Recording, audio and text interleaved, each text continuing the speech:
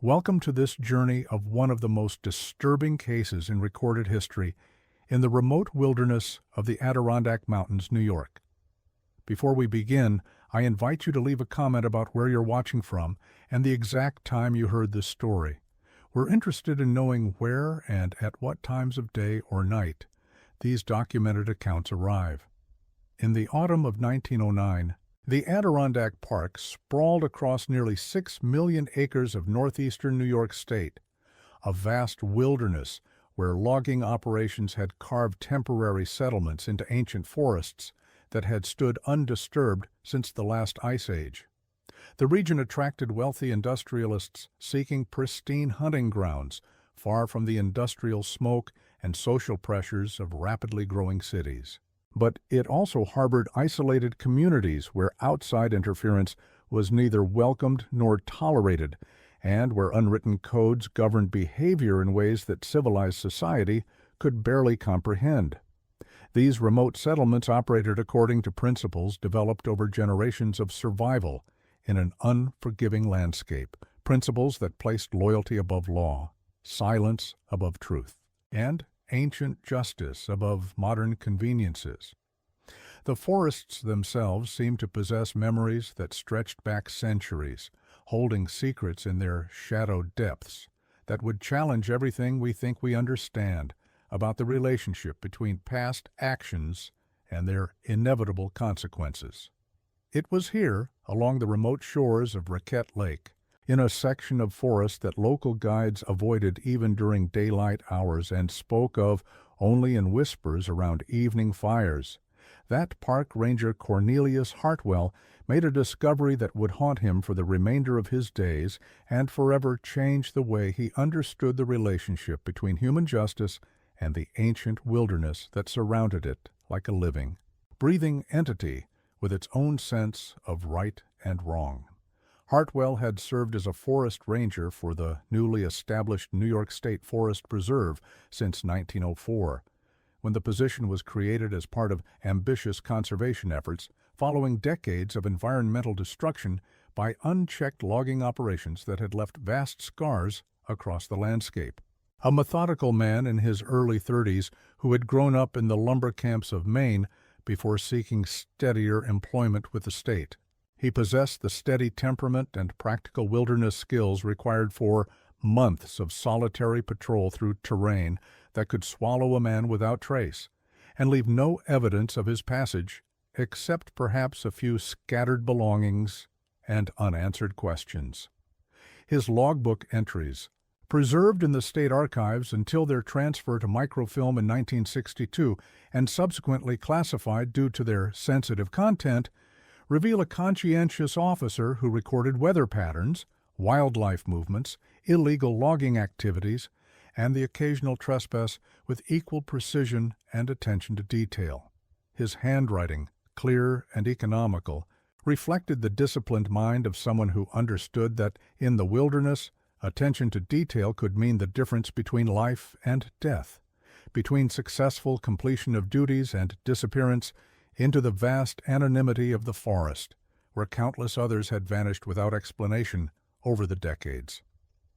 The ranger carried standard equipment for his extended patrols, a reliable Winchester rifle that had served him faithfully through numerous challenging encounters, surveying instruments for mapping and boundary verification, professional camera equipment for documenting violations and gathering evidence, basic medical supplies for treating injuries in remote locations, and provisions carefully calculated for extended stays in areas where resupply was impossible and self-sufficiency meant survival.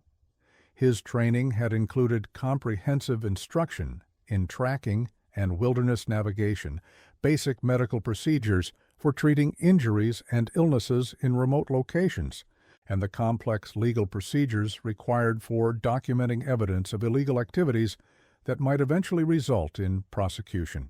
He had successfully handled numerous challenging situations during his 5 years of service, including tense encounters with armed poachers who viewed his presence as interference with their livelihood, hostile squatters who had established unauthorized settlements on state land and defended them with violence, and the grim aftermath of fatal accidents in locations so remote that body recovery required days of difficult travel through treacherous terrain.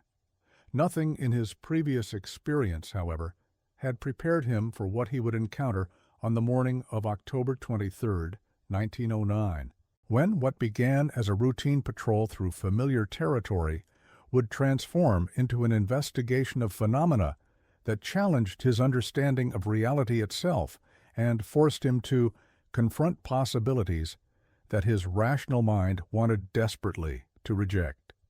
The autumn of that year had been unusually warm throughout the Northeast, with temperatures consistently running 10 to 15 degrees above normal for the season and creating conditions that seemed to suspend the natural progression toward winter in ways that disturbed longtime residents who understood that nature's rhythms, when disrupted, often preceded more serious disturbances in the natural order. This weather pattern had extended the camping season well beyond its typical close in mid-October, bringing unexpected complications for both lodge operators and guide services that normally concluded their operations by the first frost and began preparations for the long, isolated winter months. Daytime temperatures regularly reached 60 degrees Fahrenheit, while nights remained mild enough for comfortable outdoor sleeping with minimal protective equipment, creating an atmosphere of false spring that conflicted with shortening daylight hours and the subtle signs of approaching winter that experienced outdoorsmen could read in the behavior of wildlife and the changing quality of forest light.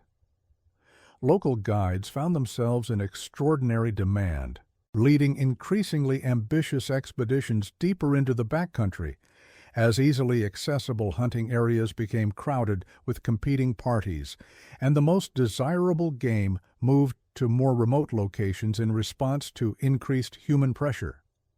The most experienced guides commanded premium fees for their services, particularly those willing to venture into remote regions that lesser woodsmen avoided due to difficult terrain, uncertain weather conditions, and persistent stories about locations where previous expeditions had encountered unexplained difficulties and returned with tales that challenged rational explanation.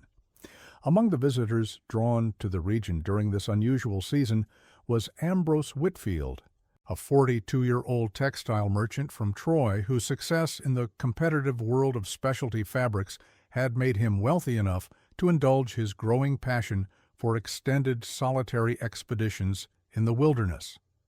Whitfield owned 3 mills that produced high-quality materials for the garment industry, employing nearly 200 workers and maintaining lucrative contracts with major retailers throughout the Northeast and Midwest.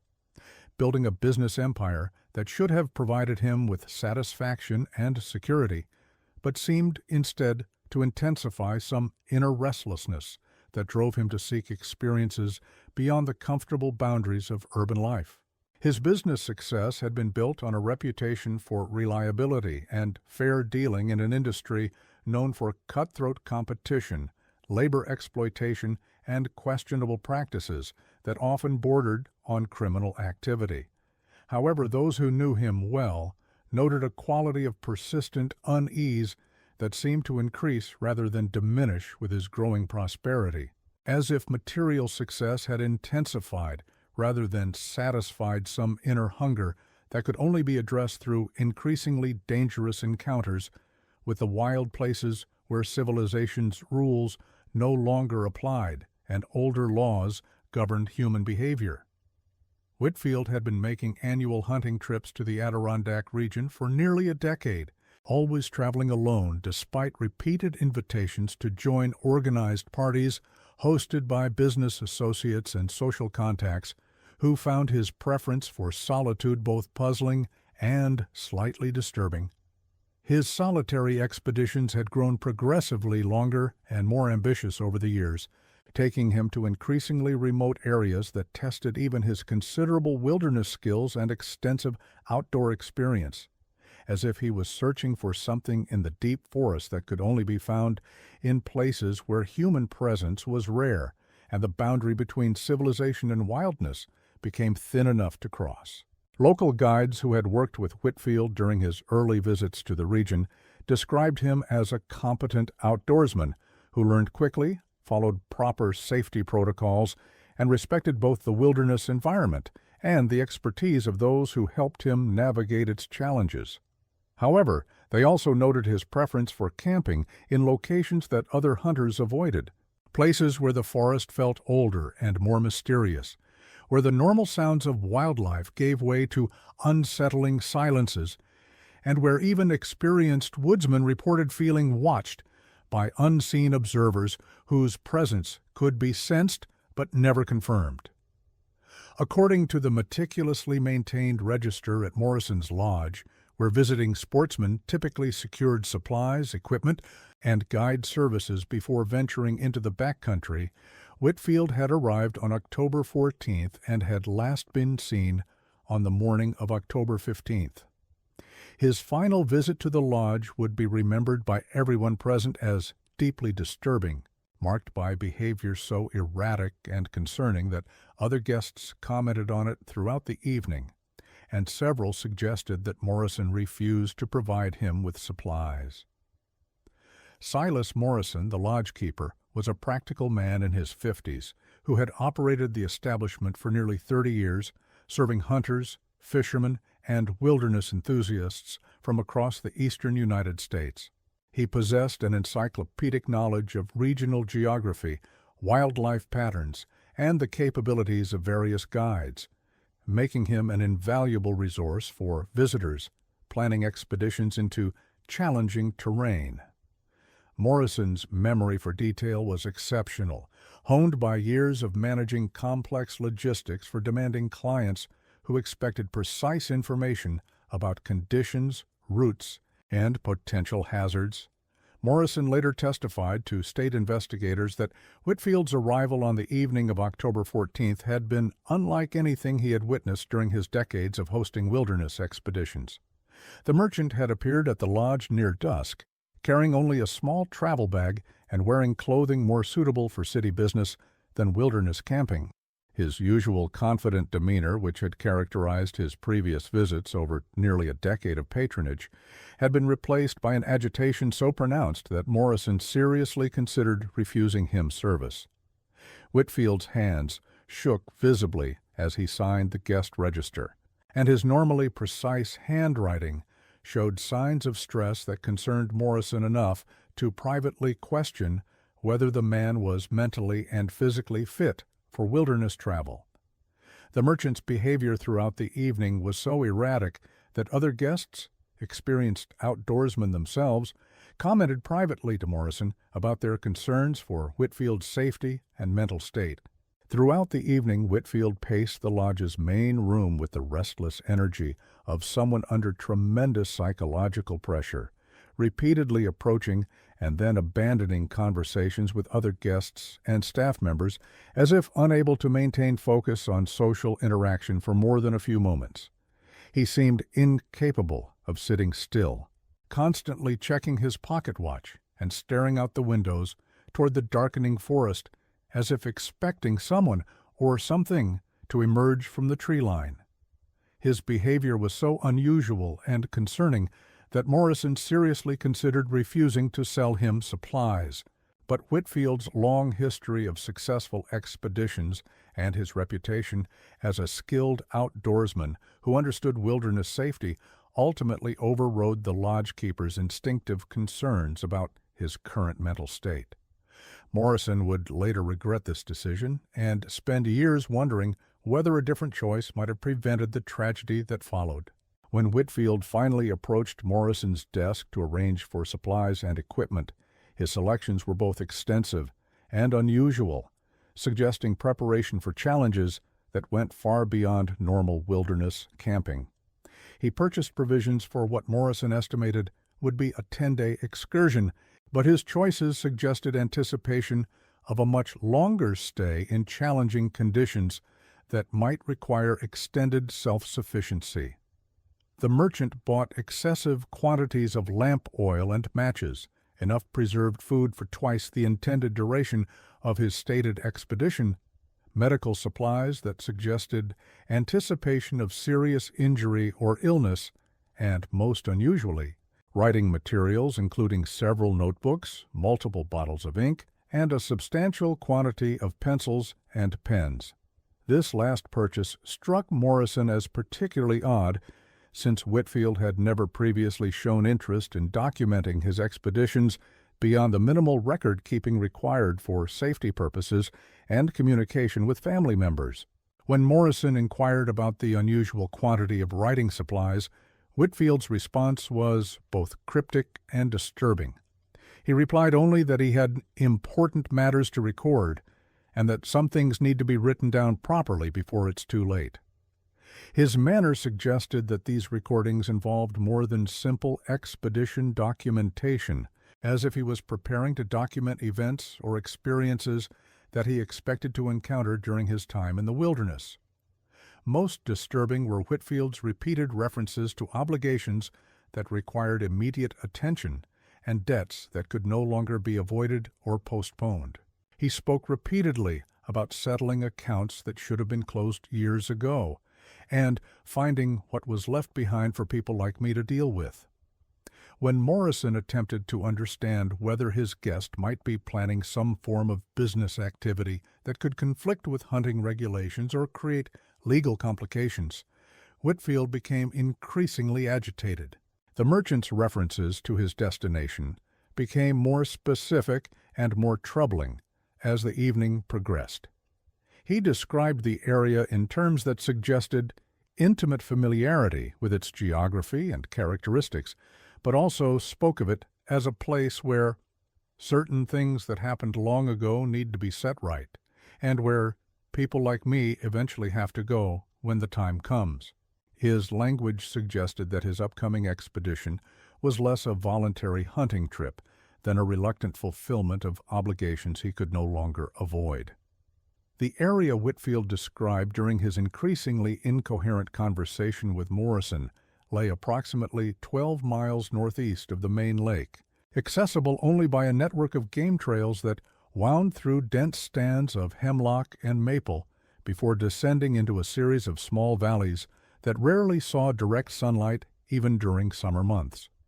The terrain in this region was notoriously difficult, marked by sudden elevation changes that could trap unwary travelers, hidden marshes that could swallow a man and his equipment without trace, and creek beds that shifted course unpredictably after heavy rains.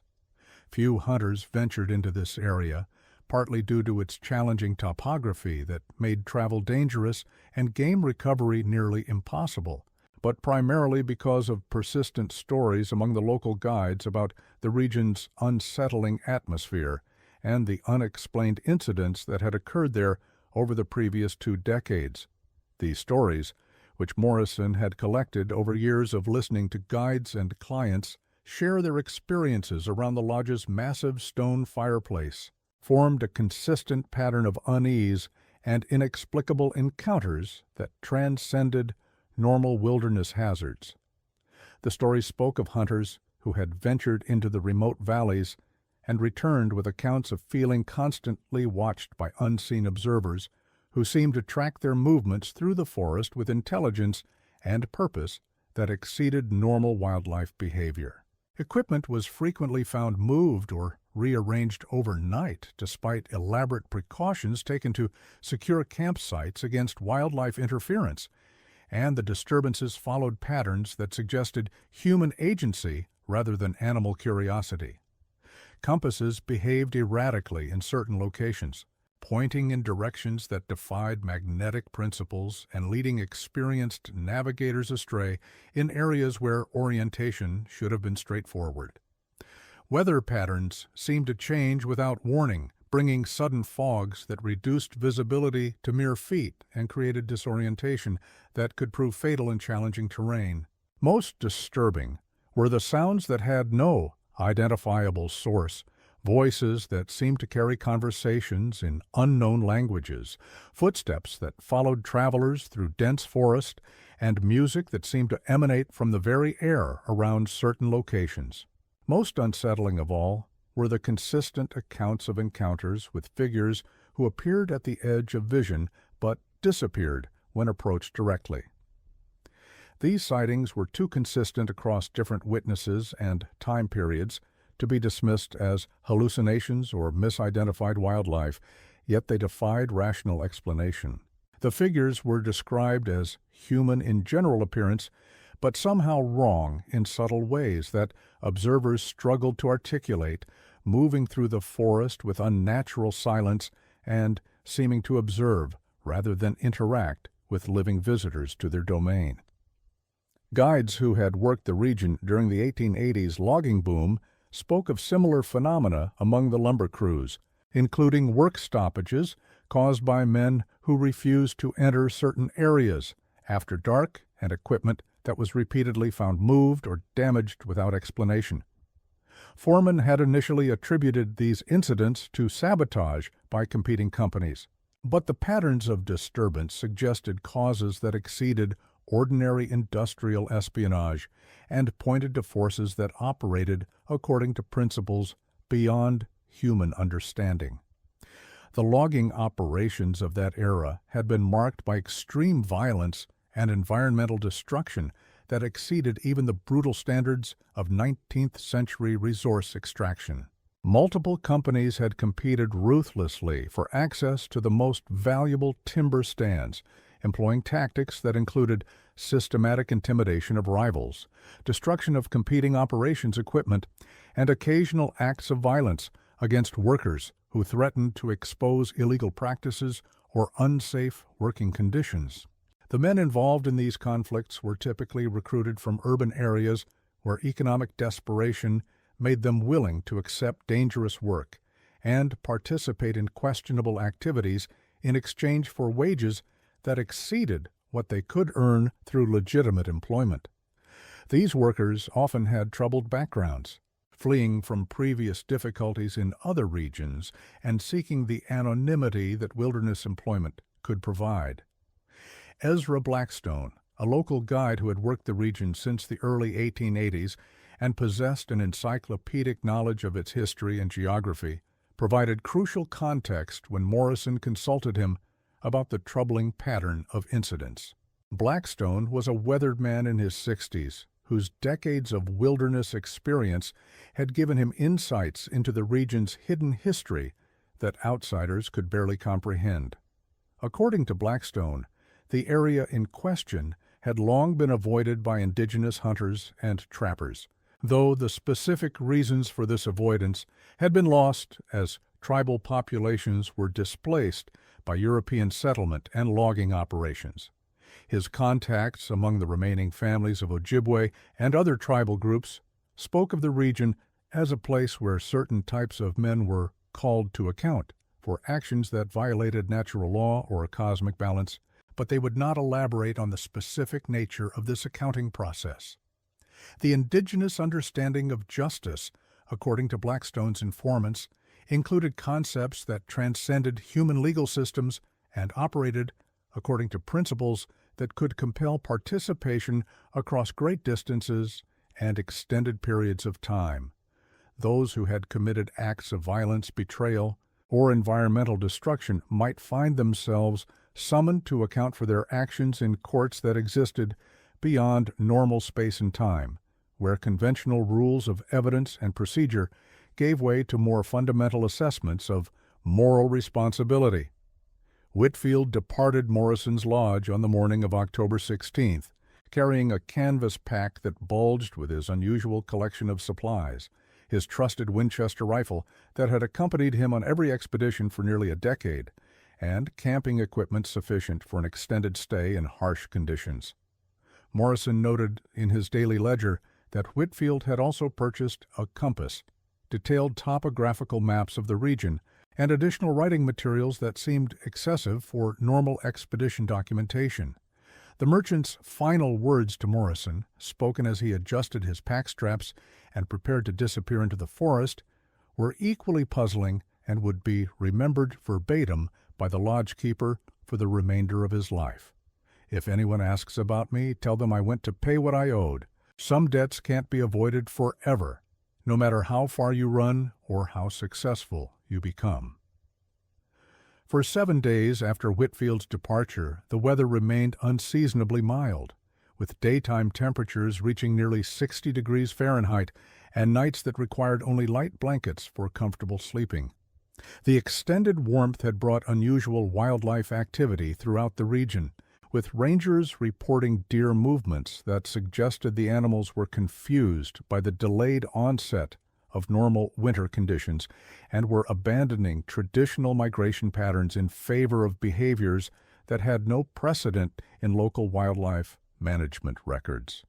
Bird migration patterns had also shifted dramatically, with species that normally departed the region by early October remaining active throughout the month in unprecedented numbers.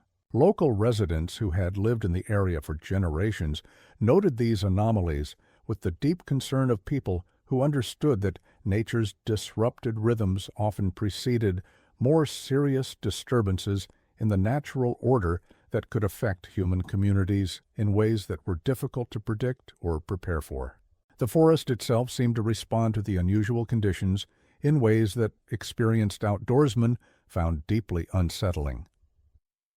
Trees that should have begun their dormancy period continued to produce new growth, creating an atmosphere of false spring that conflicted with shortening daylight hours and subtle signs of approaching winter that could be detected by those who understood the natural cycles of woodland ecosystems. On October 23rd, Ranger Hartwell was conducting his routine patrol along the northern boundary of the preserve, following established routes that would take him through the most remote sections of his assigned territory over the course of 3 days. His patrol plan called for overnight stops at designated camping areas where he could monitor for unauthorized activities while maintaining radio contact with his supervisors through scheduled check-ins. The morning had begun normally, with clear skies and temperatures that promised another unseasonably warm day. Hartwell had completed the first leg of his patrol without incident, documenting normal wildlife activity and finding no evidence of illegal logging, unauthorized camping, or other violations that required immediate attention. His logbook entries for the early hours of October 23rd recorded routine observations about weather conditions, animal tracks, and the general state of forest health in his assigned sector. It was approximately 10:30 in the morning when Hartwell first detected the faint smell of wood smoke drifting through the forest on a breeze that carried scents from deep in the wilderness interior. This was not uncommon during hunting season, when numerous camps dotted the landscape and the aroma of cooking fires was a familiar presence in the autumn air that experienced rangers learned to identify and evaluate for signs of potential problems or safety concerns. However, something about this particular odor struck him as unusual from the moment he first detected it. The smoke seemed too thick and too constant for a normal cooking fire, carrying an undertone that suggested wood had been burning continuously for an extended period without proper tending or the normal variations in intensity that characterized fires maintained by experienced outdoorsmen. Later, in reports filed with his superiors and in private letters to family members discovered after his death, Hartwell would describe the smoke as having qualities that triggered an immediate sense of unease, though he struggled throughout his life to articulate the specific characteristics that had alarmed him from the first moment of detection. The scent seemed to carry more than the normal byproducts of burning wood. There was an organic undertone that reminded him of autumn leaves, left too long in damp conditions, creating the sweet-sick smell of decay that experienced woodsmen associated with dangerous situations. Following the increasingly strong scent through terrain that grew progressively more challenging, Hartwell found himself traveling through areas that seemed deliberately designed to discourage exploration and test the determination of anyone who attempted to penetrate deeper into the wilderness interior. Game trails that appeared well established suddenly ended without explanation, forcing him to push through dense thickets that left his clothing torn and his exposed skin marked by scratches that burned with unusual intensity and seemed to heal more slowly than normal injuries. The normal sounds of forest life gradually faded as he proceeded deeper into the wilderness, until he found himself moving through an unnatural silence broken only by his own footsteps and the distant sound of running water. Birds that should have been active throughout the forest were nowhere to be seen or heard, and the small mammals that normally foraged throughout the day seemed to have abandoned the area entirely. After nearly 2 hours of challenging travel, Hartwell emerged from dense undergrowth into a clearing that seemed to exist outside the normal geography of the surrounding forest. The clearing was roughly circular, perhaps 50 feet in diameter, surrounded by mature trees that formed a natural amphitheater with geometrical precision that seemed too perfect to be explained by normal forest succession patterns. What immediately captured his attention was not the unusual geography of the location, but what had been constructed within it. A canvas tent of military surplus design stood at the clearing's center, positioned with mathematical precision to provide optimal protection from prevailing winds while maintaining clear sightlines to all approaches. The tent was a high-quality model designed for extended outdoor use, showing signs of weathering that suggested regular employment over many seasons. Smoke continued to rise from a carefully constructed fire pit where split logs burned with the steady heat of flames that had been maintained according to proper woodcraft principles. The fire had been built using advanced techniques that minimize smoke production while maximizing heat output, indicating the work of someone with considerable outdoor experience. Coffee grounds, still warm to the touch and emitting the rich aroma of recently brewed coffee, lay scattered beside an enameled cup that appeared to have been used within the hour. The coffee was of exceptional quality, freshly ground from beans that would have been expensive and difficult to obtain in such a remote wilderness location. Beside the cup lay a metal plate containing the remnants of a substantial meal, with food scraps that showed no signs of scavenging by wildlife, despite the abundance of small animals that normally appeared within minutes of detecting any available food sources. Everything about the camp suggested meticulous organization and careful attention to wilderness survival principles. Personal items were arranged with military precision, shaving materials positioned for convenient morning use, spare clothing hung to air on improvised lines, strung between trees, and cooking utensils cleaned and organized for immediate access. The level of domestic organization suggested not merely temporary camping, but an attempt to establish a permanent home in the wilderness. A pair of leather boots sat beside the tent entrance, positioned with parade ground precision, as if their owner had stepped out of them moments earlier, and intended to return shortly to continue with outdoor activities. The boots were of excellent quality, showing extensive wear that indicated years of serious use, but recently cleaned and treated with waterproofing compounds. Inside the tent, which Hartwell examined after calling out repeatedly without receiving any response, he found a sleeping area arranged with the precision of a military barracks. The interior was organized according to principles that maximized efficiency and accessibility. Personal effects stored in designated locations, spare ammunition arranged in careful rows, and reading materials stacked according to size. Most significantly, scattered among the personal effects was a substantial leather-bound journal whose pages contained what appeared to be months or possibly years of entries documenting wilderness experiences, philosophical reflections, and increasingly mysterious encounters. The journal was substantial, containing perhaps 200 pages of entries that spanned what appeared to be several years of wilderness activities. The handwriting throughout the journal was consistent, showing careful formation of letters that indicated education, deliberate thought, and mental discipline. The entries were dated systematically, beginning with routine observations about weather, wildlife, and wilderness conditions, but gradually evolving into more complex discussions of philosophical and spiritual matters. The journal's final entry bore that day's date, October 23, 1909, and had apparently been written only hours before Hartwell's arrival. The entry was brief but deeply unsettling, consisting of a single sentence that would haunt investigators for decades. They have been waiting, as I knew they would be, and the time has come for the accounting that was promised so long ago.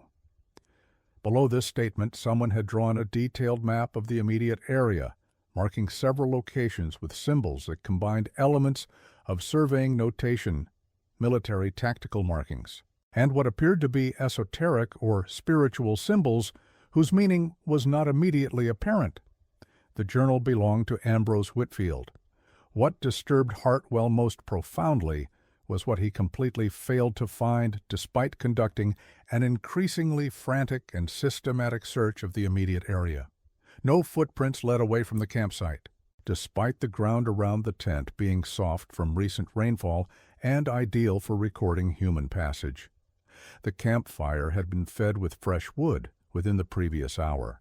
The coffee was warm enough to steam in the cool morning air, and the overall arrangement suggested someone had been present until very recently. For 3 hours, Hartwell methodically examined every inch of forest within a quarter-mile radius of the camp, expanding his search in concentric circles while maintaining careful attention to ground conditions, vegetation disturbance, and any other signs that might indicate human passage.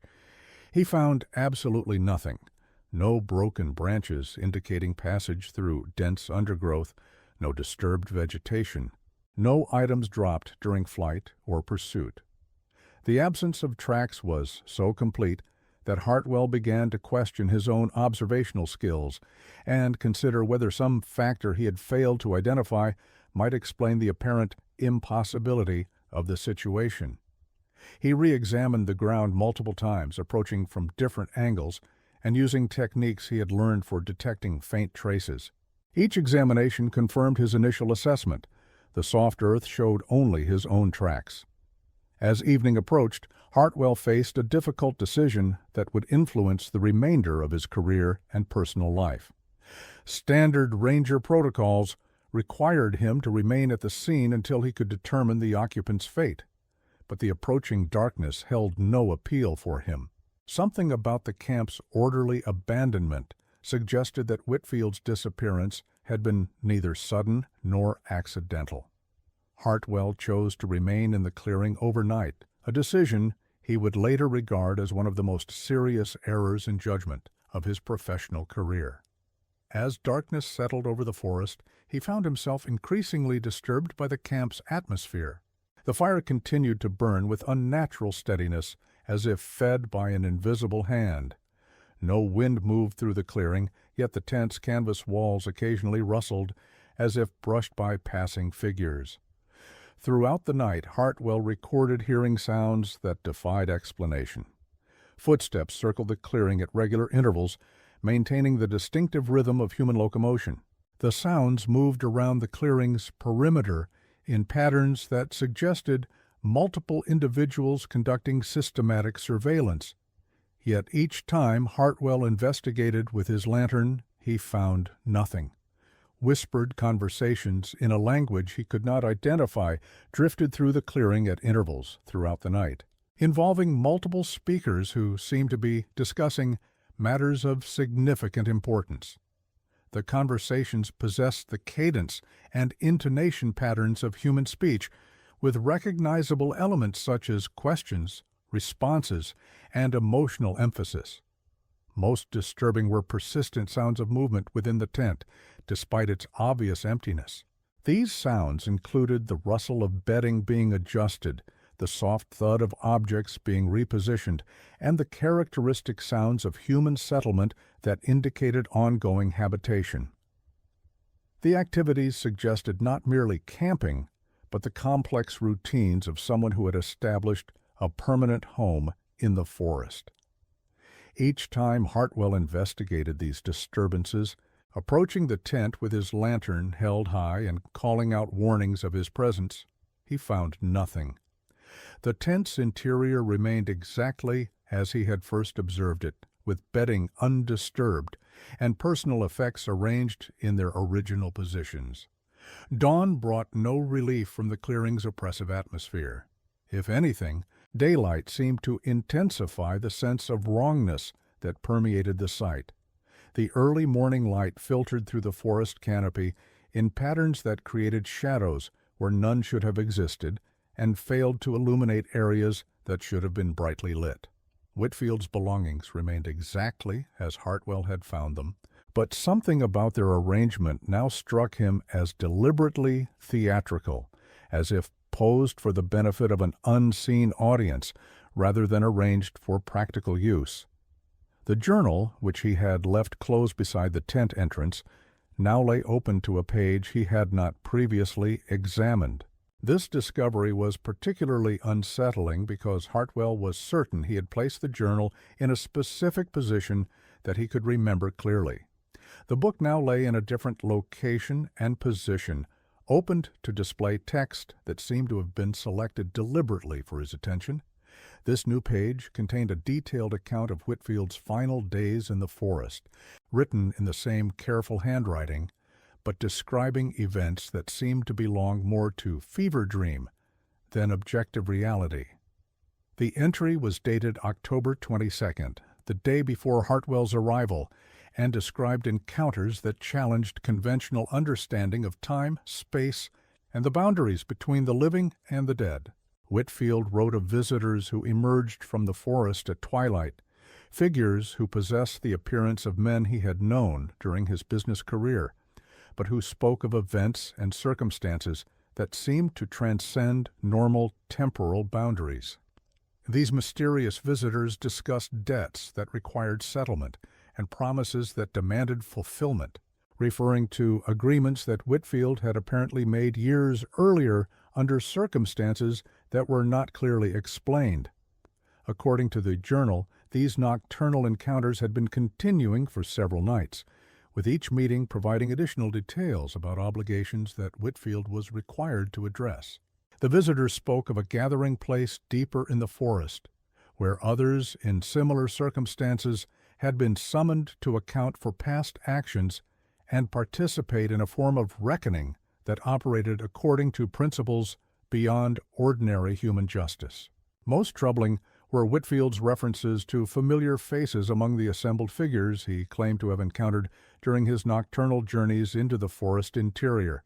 He wrote of seeing men he had known in his business dealings who had disappeared under mysterious circumstances over the previous decade, individuals whose unexplained absences had been attributed to business failures, family troubles, or simple desires to escape their former lives.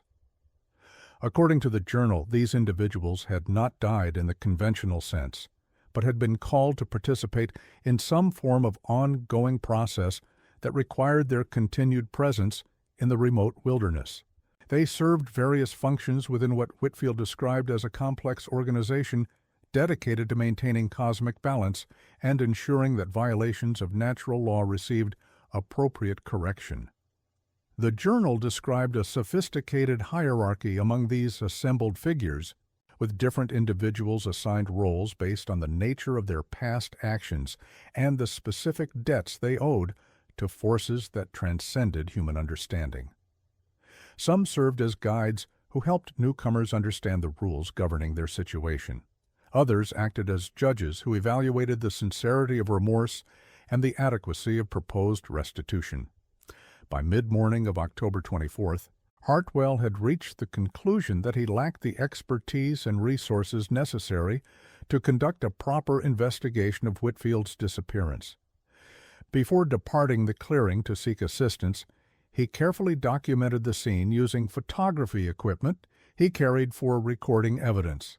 His camera was a professional-quality instrument designed for outdoor use, and his photographic technique had been refined through years of practice.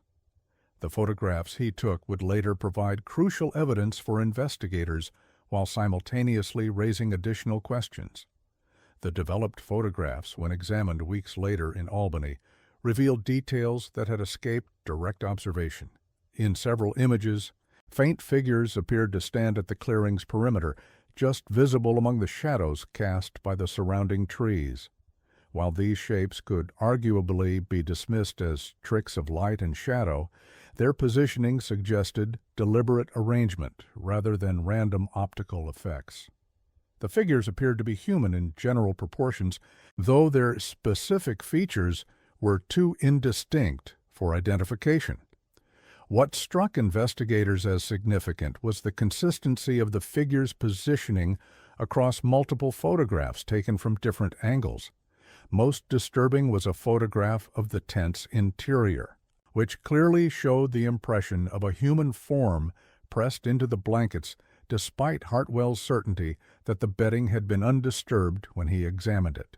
The impression was distinct enough to indicate the general size and sleeping position of whoever had created it. Morrison received Hartwell's report with the skepticism of a man who had spent decades listening to tales of woodland mysteries. Disappearances were not uncommon in the Adirondacks, particularly among city dwellers who overestimated their wilderness skills. What troubled Morrison was not the fact of Whitfield's vanishing, but the specific circumstances Hartwell described. The lodge keeper had known Whitfield for nearly 10 years and had never observed the man to abandon valuable equipment or leave a well-established camp without compelling reason. More troubling was Morrison's recollection of similar incidents involving other long-term visitors to the region. Morrison's records, maintained in a series of leather-bound ledgers that documented every aspect of his business operations, revealed a troubling frequency of unexplained departures among visitors to the region. Over the previous decade, at least 6 men had disappeared after venturing into the same general area where Whitfield had established his final camp.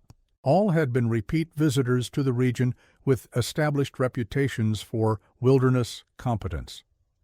Most had demonstrated increasing agitation during their final visits, speaking of unfinished business or obligations that required attention. Several had requested information about the same specific areas where Whitfield had established his last camp. The pattern of equipment purchases made by these men during their final visits showed remarkable consistency despite the fact that the individuals involved had never met each other. Each had bought unusual quantities of lamp oil and matches, enough preserved food for expeditions longer than their stated intentions, and writing materials that seemed excessive for normal wilderness documentation. Morrison's detailed notes recorded fragments of conversations with these doomed visitors, conversations that, in retrospect, revealed a shared obsession with what they described as debts that required payment and accounts that needed settling. The men spoke of dreams that called them back to specific locations in the forest, voices that spoke of obligations that transcended ordinary understanding. The state's investigation into Whitfield's disappearance began on October 26th, when Hartwell's report reached the regional supervisor's office in Albany. A team consisting of 2 additional rangers and a sheriff's deputy was dispatched to examine the scene and attempt to locate the missing man. This team, led by Senior Ranger Augustus Pembroke, reached the clearing on October 28th, 5 days after Hartwell's initial discovery. Pembroke's official report documented a scene markedly different from the one Hartwell had described. The tent remained standing, but its contents had been thoroughly disturbed. Whitfield's personal effects were scattered throughout the interior, as if someone had conducted a systematic search. The campfire had been extinguished, though the ashes remained warm despite the passage of 5 days. Most significantly, the team discovered evidence of multiple individuals having occupied the site since Hartwell's visit. Footprints of at least 3 different men circled the tent and led away into the forest in various directions. These tracks were clear enough to suggest that their makers had passed through within the previous 24 hours, yet none of the search team had encountered anyone during their approach. Pembroke's team followed the various trail sets for distances ranging from a few hundred yards to nearly a mile, but in each case the track simply ended without explanation. Some terminated in areas of hard ground where continuation might have been possible, but undetectable. Others ended in the middle of soft earth, where further footprints should have been clearly visible. The searchers also discovered items that had not been present during Hartwell's visit: a leather satchel, partially buried beneath fallen leaves, contained documents that appeared to date from the 1880s. These papers included payroll records from several logging companies, personal letters written by men whose names matched those of workers who had disappeared during the logging era, and confessional statements detailing various acts of violence and intimidation. Among these documents was a letter signed by Ambrose Whitfield, though dated 1887, 22 years before his disappearance. In this letter, addressed to an unnamed recipient, Whitfield admitted to his role in the intimidation of a smaller logging operation. The letter's existence puzzled investigators, as Whitfield would have been only 20 years old in 1887, and his business record showed no involvement with the logging industry until the mid-1890s. Chemical analysis of the paper and ink confirmed that the documents were indeed from the 1880s period, using materials and techniques characteristic of that era.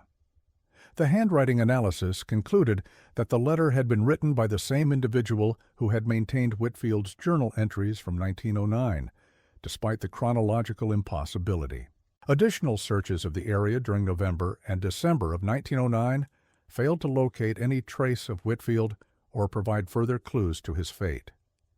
The state officially classified his disappearance as presumed death due to misadventure, a designation that allowed his estate to be settled. His widow, Margaret Whitfield, moved to California in 1911 and never returned to New York State. The clearing where Whitfield had established his final camp was designated off-limits to recreational activities in 1912, officially due to unstable soil conditions. Hartwell continued to patrol the area, but showed increasing reluctance to spend time in that section of the forest. He retired from Ranger service in 1915 and moved to Vermont, where he worked until his death in 1934.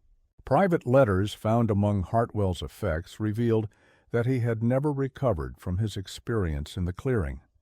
He wrote repeatedly of dreams in which he returned to find the camp still occupied, with Whitfield and others moving about their daily routines in the perpetual twilight of the forest.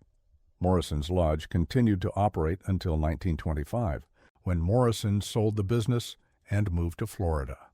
Before his departure, Morrison destroyed most of his records, claiming that he wanted to let the dead stay buried. The few documents that survived were acquired by a private collector in 1952 and donated to the State Historical Society in 1963. The Historical Society's research revealed additional details about the pattern of disappearances. Between 1899 and 1909, they documented 14 cases of men who had vanished after visiting the remote areas northeast of Raquette Lake. All had been repeat visitors with connections to the logging industry, and several had left behind documents suggesting involvement in questionable business practices. Among the Society's discoveries was a collection of letters written by these missing men during their final visits. The letters, addressed to family members but never sent, contained references to meetings with individuals the writers claimed to recognize from their past, despite these individuals having been dead for decades. The letters described a growing compulsion to remain in the forest until certain matters could be resolved. Dr. Helena Voss, a psychiatrist who examined these letters in 1964, concluded that they represented minds under severe psychological pressure. She noted common themes of guilt, retribution, and belief that past actions required cosmic balancing. However, Dr. Voss also noted that the letters showed remarkable consistency in their descriptions, suggesting the writers had either been influenced by shared source material or had encountered something that triggered similar psychological responses. The area's reputation gradually discouraged recreational use. By 1930, the remote sections where disappearances had occurred were visited only by state personnel. Research during the 1930s and 1940s revealed that the forest was regenerating in unusual ways, with tree growth patterns suggesting artificial intervention. Archaeological surveys in 1947 and 1952 uncovered evidence of human habitation dating back several centuries, including tools and structures suggesting organized community activity. However, no historical records documented permanent settlements prior to the logging camps. Dr. Robert Ashworth, who led the 1952 survey, noted parallels between ancient settlement patterns and recent disappearances. Ashworth continued private research until his death in 1967. His field notes documented ongoing visits to Whitfield's clearing, recording a persistent atmosphere of expectation. During his final visit in 1966, Ashworth reported finding evidence the clearing was still being used: fresh ashes, recently moved stones, and footprints that appeared and disappeared without logical connection. In 1964, graduate student Jeremiah Chen attempted a comprehensive study of regional folklore for his ethnography thesis. His interviews with elderly residents revealed consistent traditions regarding the forest as a place where old debts come due. Chen's thesis committee rejected his work, citing insufficient documentation and increasingly subjective analysis. In September 1965, Chen requested permission to conduct overnight camping in the area where disappearances had occurred. Chen failed to return from his expedition. A search party found his abandoned campsite in the same clearing where Whitfield had disappeared 56 years earlier. The scene contained familiar elements: a well-maintained fire, warm ashes, and personal effects, arranged as if their owner intended to return. Chen's research notes were scattered around the site, but final entries consisted only of repeated references to the gathering and settling accounts. The university's investigation concluded Chen had suffered a psychological breakdown triggered by obsessive research.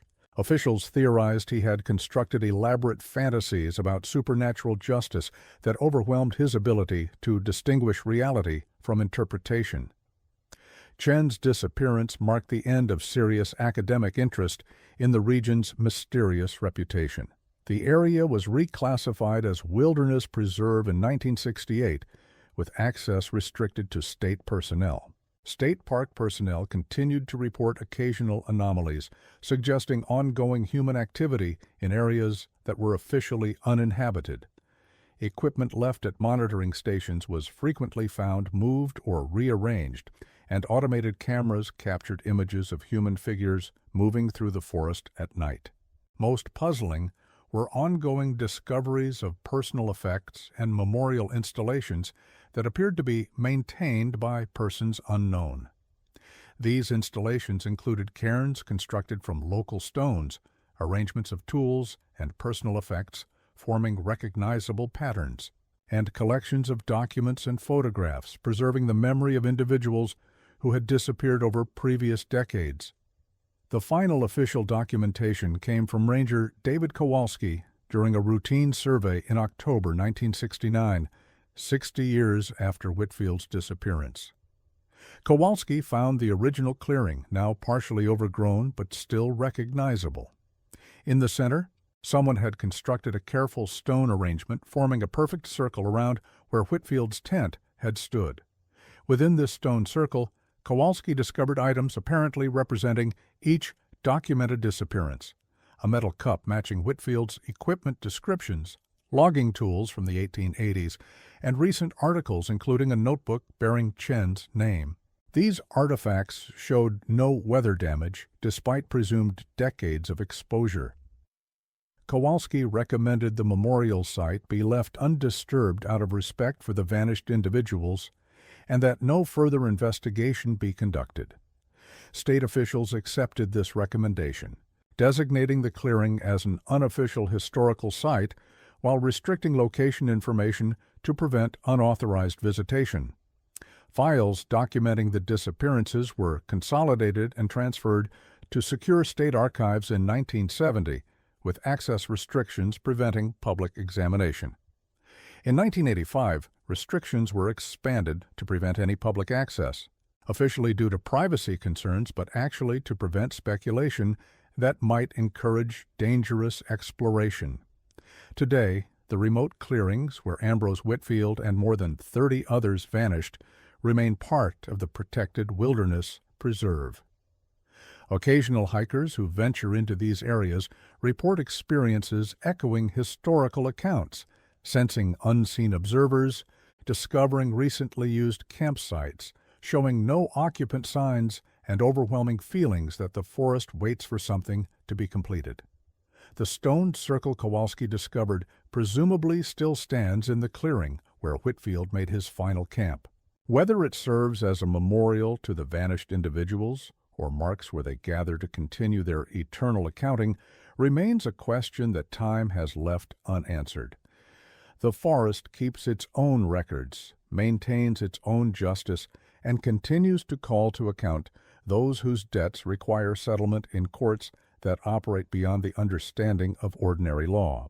The warm ashes of Whitfield's fire have long since grown cold, but the questions his disappearance raised about the nature of justice and the possibility of escape from past actions continue to smolder in the depths of the Adirondack wilderness. Perhaps some accounting can never be completed, and some debts follow their bearers into realms where conventional justice gives way to judgments that transcend the boundaries between life and death, memory and forgetting, the civilized world and the ancient wilderness that remembers everything and forgives nothing.